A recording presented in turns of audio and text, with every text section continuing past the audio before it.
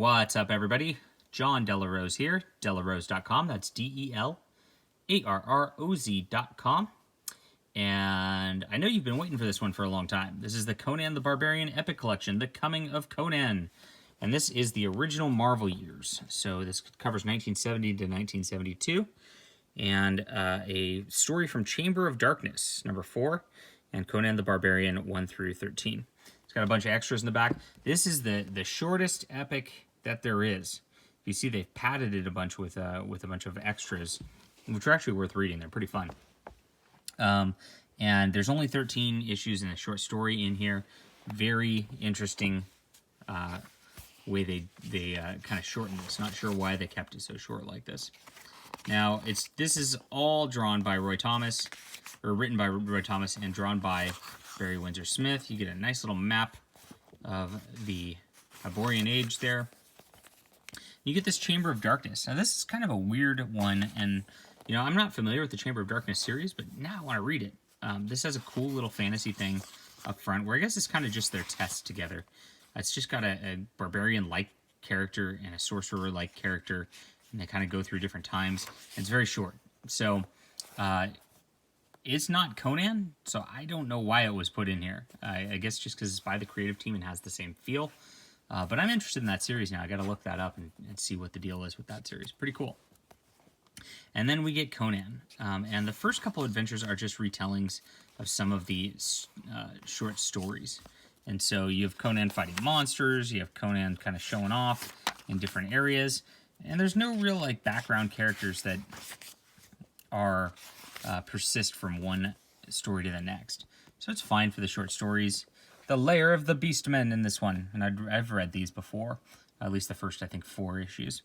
And I feel like it took a little bit of time to find its footing. The backgrounds are really intricate. The fantasy level of Barry Windsor-Smith's art is really nice. All the background creatures are really cool. Look at these cities that are drawn. This one, Conan goes underground, and there's these dudes enslaving humans, basically, and Conan leads a rebellion to get them out of there. But Roy Thomas's writing is so slow-paced. It's almost more slow-paced than Stan Lee stuff. You get those Stan Lee early 60s books, and you know there's a lot of like, hey there, true believers, you know, blah blah blah blah blah blah blah. Well, this has all those dialogue boxes without the Stan Lee flair, so it really slows things down a lot, and it just takes a lot to kind of read through these. I had to pause several times over the course of reading this series, and I wasn't expecting that. I was expecting just like, yeah, tons of action, wow, you know, it was interesting. This one, there's some like god creatures out there, and Conan always deals with these like femme fatale people. This lady is like kind of plotting rebellion, and there's these 2 countries at war in this one, and then you know, these gods, these war gods show up, and again, they're just kind of one-offs that like don't add much to each other. And I believe, is this the first one where that starts to change? Could be. Conan and this guy kind of break into this temple where they're trying to steal some goodies. Maybe it's not. Maybe it's the next one where that goes through. Conan believes, I believe he comes back. The guy that he broke in with. Now it starts to pick up here. The pacing starts to pick up in this issue a little bit. Taurus, there he is. Yeah, that's his name. And they fight a weird little elephant god. This is a pretty cool design by Windsor-Smith. So I start to enjoy the series a little better at this point. And this one, then we get into Zuccala's daughter. And this was a very nice storyline. So you see the beautiful cover here. This is one of the better covers on here. And look at this beautiful cityscape with very nice colors all the way around. But basically, she turns into a tiger and back again. And he's like this sorcerer dude. And she kind of falls for Conan in the middle of this when she's not supposed to. She's supposed to kill him. Gosh dang it. And then Conan, you know, kicks the crap out of everybody. Because he's Conan. Now this one, we get the devil wings of Shadazar. Haha. And we usually open with a splash page of Conan and some strange environment, and this continues along that lines.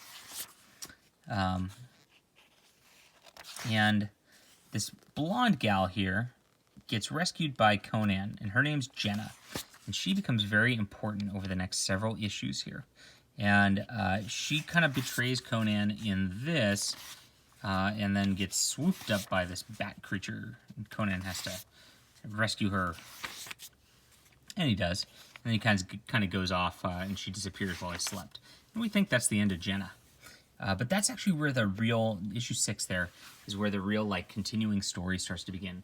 And Roy Thomas doesn't just copy the short stories of Robert E. Howard after that, but really develops his own mythos where Conan's traveling around trying to find himself. He knows he's going to be a king one day, but he's not sure where, and he's trying to just, like, you know, do a walkabout, basically, is what it comes down to. And so he rolls into different areas. And from this point forward, everywhere he goes, he kind of gets a little bit of hunted. And he gets, you know, deals with this, like, Medusa snake thing. Look at this cool design by Barry Windsor-Smith here. Oh my gosh, cool. Fights it off, kills it, of course, because he's Conan. Die by Crumb. And it picks up a little bit from this point, like I said. More beautiful stories, one after the other. Jenna's back.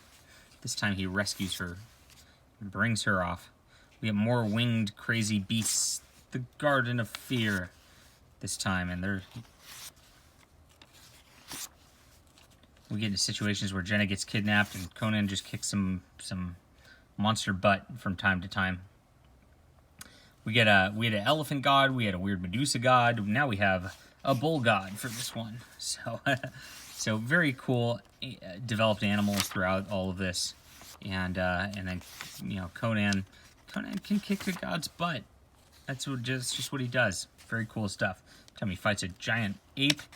He gets captured in this one, and we find out that Jenna really betrayed him in this, which was sad because I actually kind of liked the character.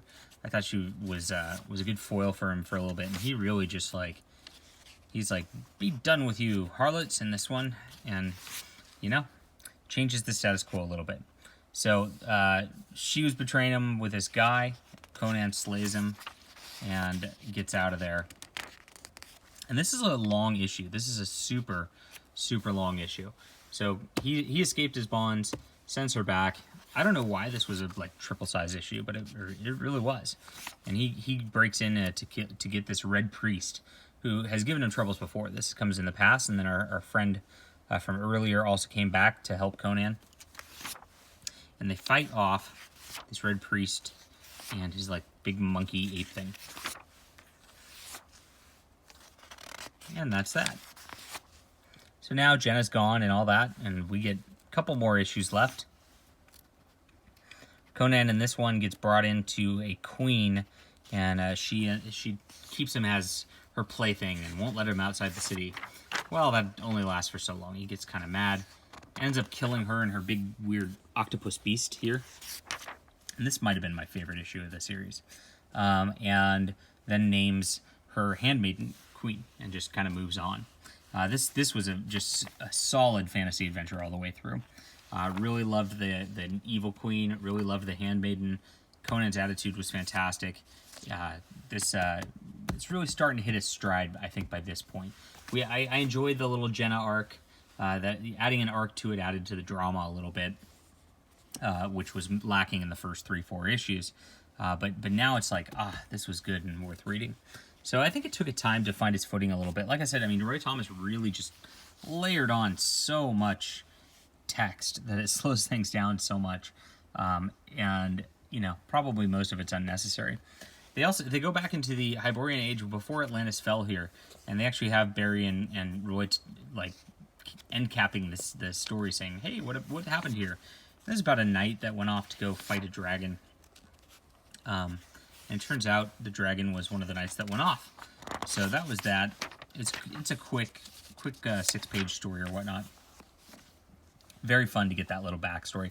Reminds me of the Tales of Asgard and Thor. I think it just worked out really well to have that in the back there. And then we get in the web of the spider god, and of course Conan is always on the run. This time he ends up in the middle of a desert. Oh, and he's almost dying. And he gets captured and deals with some people there who, think he's going to be their rescuer, and then they're like, nope, he's not. And then he fights off and kills this giant, quote, spider god. And, that upsets everybody. But he burned everything down and gets out of there. So that's it. You get some nice script stuff in the back. You get Roy Thomas had like a fanzine that he ran himself, apparently. And he's talking about how he came to write Conan. This was a very interesting storyline here in the back. So you get a lot of cool details in here. On that front, of course, you get lots of the original art. I mentioned, I think this is my favorite cover. I'd love to have this original art on my wall. Pretty cool. And that's that. So in all honesty, I thought I would enjoy this more. When I heard this was coming out, I was sitting there and I'm like, this is going to be a 10 out of 10 for me for sure. This is everything I want out of comics. I know it. But those first few issues just really slow paced. I'd say Roy Thomas's dialogue and dialogue boxes, especially, that don't add to the story so much.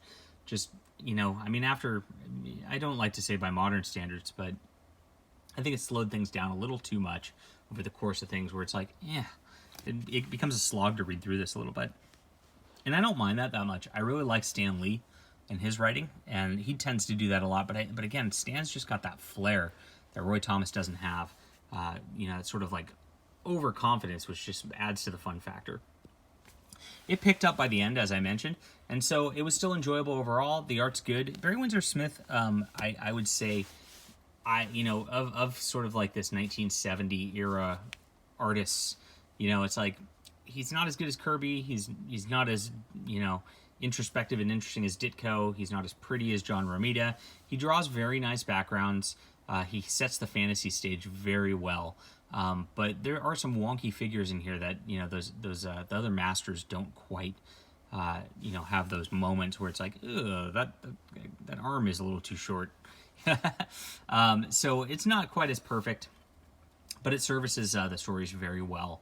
And like I said, I enjoy the fantasy backgrounds and all that. So overall, I would kind of call this just an 8 out of 10. I usually say 7's my average read. If it's a 6, I didn't like it. And I don't really go below that, because if I go below that, I'm typically not reading and finishing a book.